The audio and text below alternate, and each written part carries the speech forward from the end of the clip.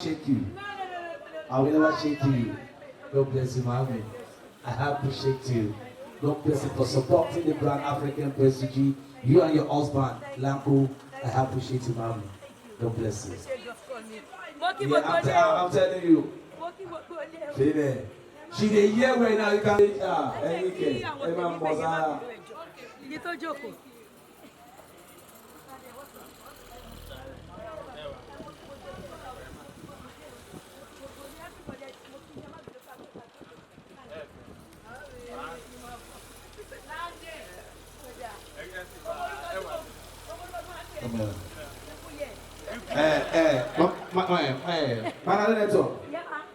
Come.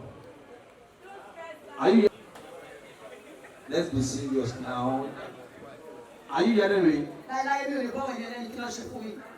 I know you have a problem. Go and sit down. Go and sit down. Go and sit down. Amen.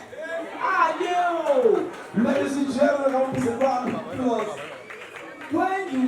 when you are